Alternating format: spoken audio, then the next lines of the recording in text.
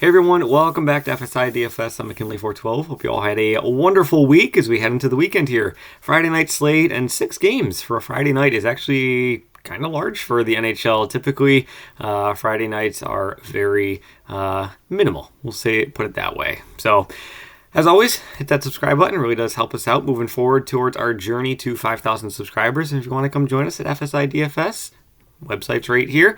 We do have a subscriptions page. All the pricing and everything is there. Come join us. Love to have you. So let's just dive right in. And the big takeaway from this slate is Vegas is a minus 520 favorite. I had to double and triple check that was correct. I don't think I've ever seen a moneyline this favorite this large, and I've been following NHL for a long time. So yeah, I mean, it's essentially Vegas or anything else. We do have Austin Matthews on home ice with Toronto facing off against Calgary and the goaltending struggles that they've had throughout the course of the season. New Jersey, pretty decent favorite at home as well, going up against Washington. Big news there. They might have Nico Hischier back. Possibly. Nothing confirmed yet. So looking down at the projected goalkeepers here, again, these are all just projected. I do have Wall. He doesn't have any numbers here. His save percentage is 913, but for some reason, when I type in, 913 save percentage with the formula, it registers to that. I'm not smart enough to figure it out, but it was messing everything up. So I say to him, he's 913. He's doing pretty well so far this season. Thompson is going to be very popular, I would assume. He might not, though, because honestly, yes, he's going to be in line for the win, but how many shots is San Jose going to be able to muster? Is he going to be worth his salary if he's only going to be seeing 17 to 19 shots on net? I don't know. Maybe he lets in 1 or 2 fluky goals, and even if he gets the win, you can just kiss his value goodbye, essentially. So that's why kind of goalies are pretty just, whatever kind of, wherever you land, it's whatever. And then Kochetkov for Carolina, he breaks the data. He's so low. Small sample size, only 3 games, but it's been really rough for him. And honestly, most of the Carolina goalkeepers so far this season. So going to the line stacks, it should not be any surprise here. Vegas, top line, Barbashev, Eichel, and Marchessault. I already mentioned it. Vegas minus 520 favorite, and this is the biggest money line favorite I've ever seen. We do have Austin Matthews, who is on home ice as a pretty decent favorite.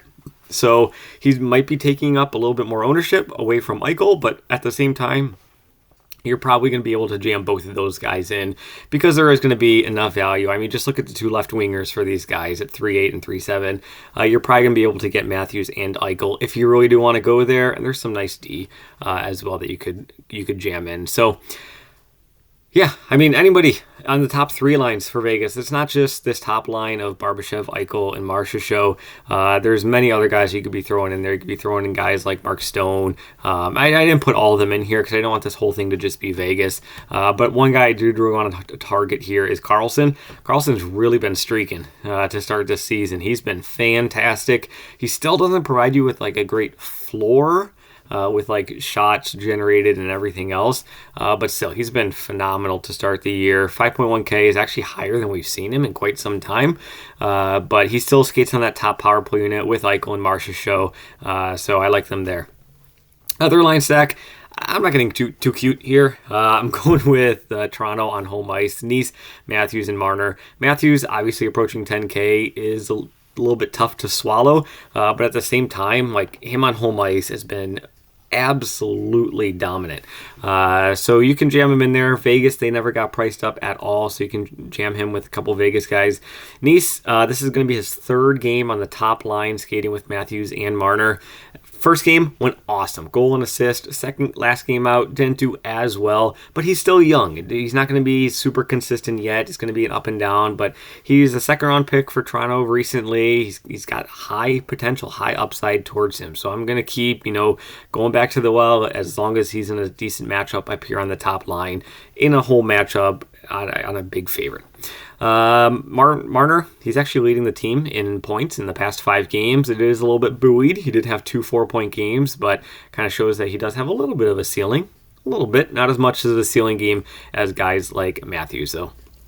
Going over to the center plays, Tage Thompson going with Buffalo on home ice. Buffalo is going to be rested. Minnesota is going to be on the back end of a back-to-back with travel. They're playing in New York last night, so now they're flying across the state over to Buffalo. Tage Thompson, he's really, he started off the season really rough, really slow, but he's really ramped it up quite a bit as of late. So pairing Thompson on the top line with a guy like Jeff Skinner at 7.2K, another guy who's really been, doing very well from a DFS standpoint. That could be a nice combination there, especially if it's going to be Gustafsson in net for Minnesota. They've really struggled. He's really struggled in net throughout the course of the year here. So I do like that top line for Buffalo. And one thing I also do want to mention is you can see down here I have Savoy, question mark. Now, Matt Savoy, he is top prospect for Buffalo. He was drafted 9th overall by them, I think, last year or 2 years ago. And he actually was practicing with Thompson and Skinner on that top line for Buffalo. Alex Tuch is day-to-day, though. If Alex Tuch is healthy and good to go in this game, could mean that Savoy does get bumped out of that top spot. It remains to be seen where he's going to go, or if he was just kind of like a placeholder at practice. But if he is in, I think 2.5K for a guy who just dominated the WHL last season is a very high prospect in this organization. Min price, going to have a little look at it. Nico Hischier talked about he could be back for New Jersey here. New Jersey is actually the second biggest favorite on the board. On a home matchup going against Washington, who we know is kind of slow and stumbling throughout the course of the season here. Hischier, he's been out for a while. He's been injured, took a blow to the head. Actually by Buffalo guy, Connor Clifton. So he's day-to-day. If he is good to go, I would assume he's going to be that top-line center sandwiched in between Toffoli right here and Timo Meier at 5.9K. And then he could also go to the top-line power play as well. So these guys would be very affordable, 6'1", 7'7", 5'9", not very pricey at all for a top-line unit with the number one power play going up against an average penalty kill squad. But yeah, second biggest favorite on home ice, Stanley Cup contender, all three guys very affordable.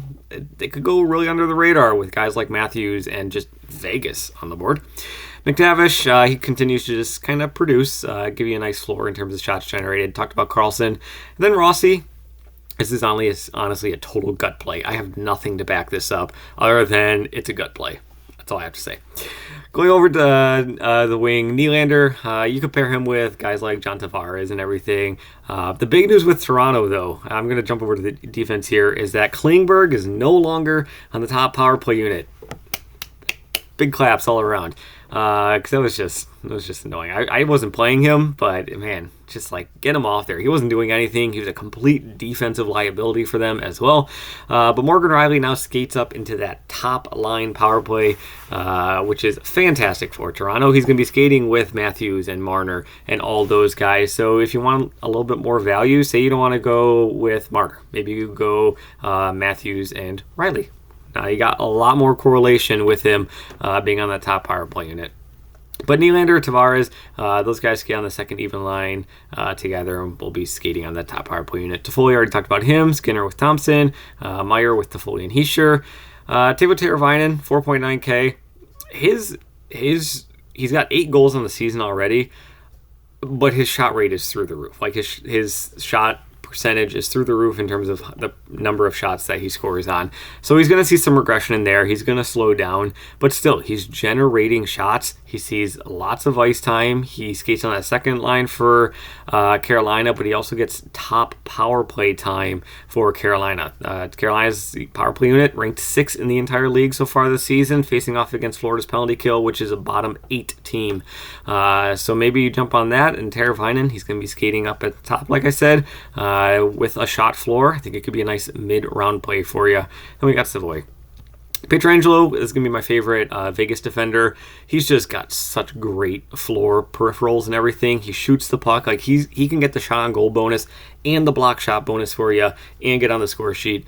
He doesn't skate on the top power play unit with Eichel and Marchessault, which is a little bit of a bummer. It's actually Shea Theodore who is doing it. I really wish they would put Pietrangelo on that top line, but it is what it is.